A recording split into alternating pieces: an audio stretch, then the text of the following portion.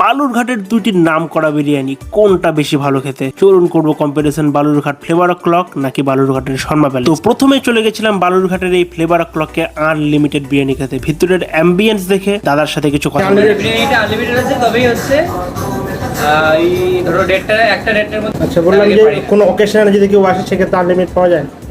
হ্যাঁ, তো বেশি কথা না বাড়িয়ে কিন্তু অর্ডার করে দিলাম এক প্লেট চিকেন বিরিয়ানি, যেটার দাম ছিল 140 টাকা। বিরিয়ানির সাথে কিন্তু একটা আলু, বড় সাইজের চিকেন আর রাইস কিন্তু আনলিমিটেড। এখানকার বিরিয়ানি কিন্তু যথেষ্ট ভালো খেতে। পরে আবার আমি রায়তাতে ট্রাই করলাম, এটা ছিল একদম সফট আর বিরিয়ানির মধ্যে সেই ঘিয়ের অপলূপ ফ্লেভার। এটা খেয়েই কিন্তু চলে গেলাম বালুরঘাটের শর্মা প্যালেস। এখানকার অ্যাম্বিয়েন্সে কিন্তু ভালোই ছিল। এখানেও আমরা অর্ডার করলাম এক প্লেট চিকেন বিরিয়ানি, যার দাম ছিল 120 টাকা। তবে রাইসের কোয়ান্টিটি যা ছিল একজনের জন্য কিন্তু এনাফ। আর চিকেনের পিসও কিন্তু ভালোই ছিল, 100 গ্রামের উপরে হবে। তবে এখানে কিন্তু রায়তা সার্ভ করা হয় না, আর এখানে বিরিয়ানি আনলিমিটেড না, তবে দামটা কম। আলু, চিকেন আর রাইস দিয়ে একটা প্রথমে বাইট নিলাম, তবে কিন্তু এখানকার বিরিয়ানি বেশ মশলাদার, বেশ মশলাদার।